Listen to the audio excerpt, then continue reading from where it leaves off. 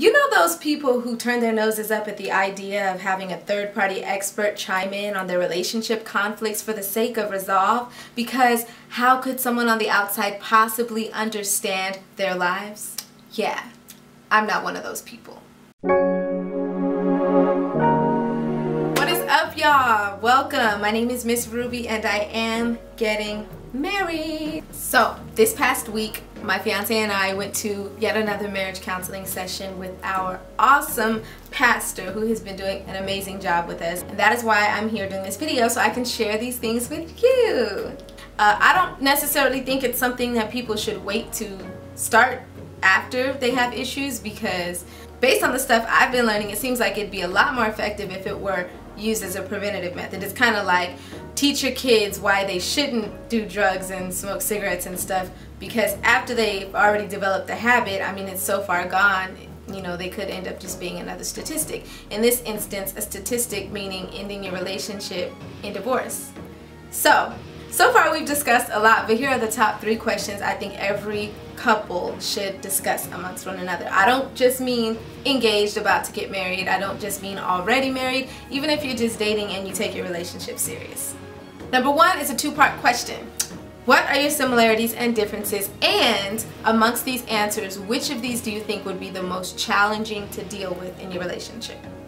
For instance, if both of you like to party, that might be cool, but long term down the line in a relationship, maybe one of you will begin to have an issue with it. It's like, we have kids, somebody's got to stay home and watch the kids. We have to take turns on this, but since we both love to do it, now it's a conflict, and who is the one that should compromise, you know? And for instance, a difference, like my fiance and I, we felt that one of our differences might be the most challenging thing to deal with in our relationship. His was the way that we expressed our emotions and our interests. So me, I'm a very lively, outgoing, passionate person. I have all this energy all the time. So naturally, I do gravitate to people like that. I feed on people's energy. My fiance, shockingly, is actually really mellow and really calm. It doesn't mean that he doesn't have intense emotions, and it doesn't mean that he doesn't take anything serious. It's just that he's always just been a little bit more on the dull side when expressing it. But I fell in love with him because I love his calm nature, and I can appreciate someone who can balance me out, because sometimes I'm a little over the top. However, we both understand and recognize that that could become an issue down the line, because it's already been something that we've kind of had a challenge with, in that I won't always know how much he appreciates me or how much he's feeling me or whatever, because he doesn't really express it the same way that I express it. However, since we've discussed this early on before getting down the line in our relationship, I'm so happy because now I'm aware of it. I'm aware that he's aware of it. Like, he's the one who listed it. So it means that he really wants me to know that he does mean a whole lot. It's just not natural for him to express it the same way as me. And by me being aware of that, it makes it a lot easier to appreciate it. Number 2. What do you expect to get out of your relationship? I don't know if this is something that people necessarily discuss. I mean, yeah, when you're courting, you're having those conversations, you say, I want kids, I don't want kids, I want marriage, I don't want marriage, you know, so on and so forth. But like, literally, we had to go into detail and each give like 15 responses as to what we actually expect from one another in this marriage. And it got kind of interesting. This book lists some popular responses that you generally get from men and generally get from women. So on the women's section, it says that women generally expect affection, honesty and openness, family commitment, and financial support. Whereas men generally expect sexual fulfillment, recreational companionship, an attractive spouse, and admiration. Now, these are things that maybe you haven't discussed amongst yourself, but for instance, my fiance did list that he expects me to maintain my beauty. Like, it's not even like, oh yeah, baby, I love you, but I'm gonna love you no matter what.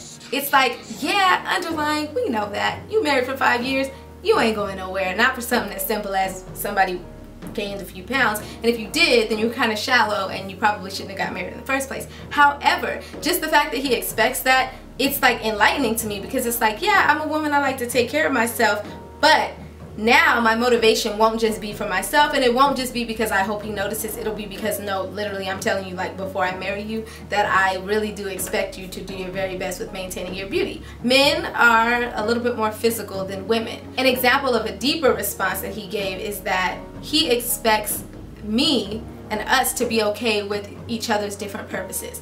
Because I'm this big dreamer and I always have like all these goals and expectations and just like aspirations, and sometimes he thinks like, well, what if I don't decide to go down the same path as you? Like, how is that going to affect our relationship?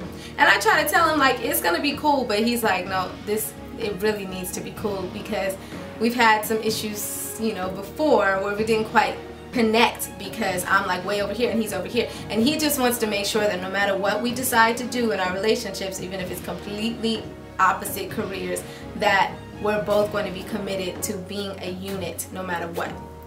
Number 3, how will you respond to your significant other if things do not turn out as you hope?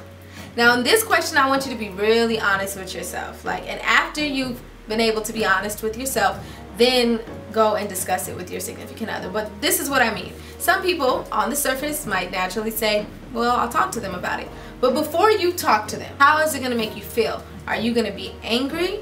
Are you going to be sad? Are you going to be offended? Are you going to be like, oh my gosh, this person is just so stupid, they just don't get it? Like, how do you really respond in situations like this? I think that first and foremost is important to identify, because if it is something that makes you angry or whatever the case may be, when you sit down and have that discussion, that needs to be communicated. Because for some people, when they don't get what they want, kind of used to not getting what I want, it's not that big a deal, let's just talk about it, see if I can change things.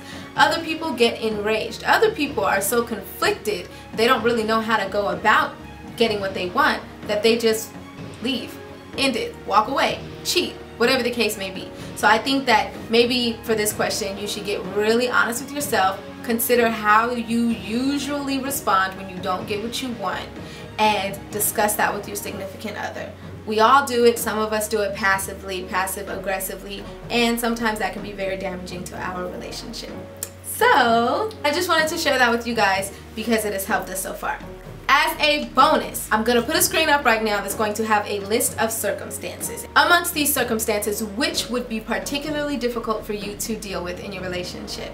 You'll see things like financial struggles, loss of job, an unexpected pregnancy, spouse disinterested in spiritual things, etc., etc. I think this is an amazing discussion topic, because you'd be surprised how the two of you might have different responses, and those things definitely need to be discussed, because some people, like me, might not mind having their parents move in. Other people might go ballistic, like, you are not telling your mama to come over here, I cannot stand that lady, please do not invite her over, and boom, now you guys are bumping heads. Oh, so what, you don't love my mama? Oh, so you don't love me if you don't love my mama? Nah, you gotta marry me and my family. Hold up. And now you guys have this issue that's spiraling out of control and leading to divorce, when if you would have just discussed it ahead of time, you may have been able to come to a compromise. So thank you so much for watching my video. Seriously, I really want to do a video on the topic of love. Like, what is love? And I definitely want to hear your responses so that I can incorporate them in that video. Thank you so much. God bless you, and I'll see you next week. My heart pumping, bleed ruby red. Amazing love.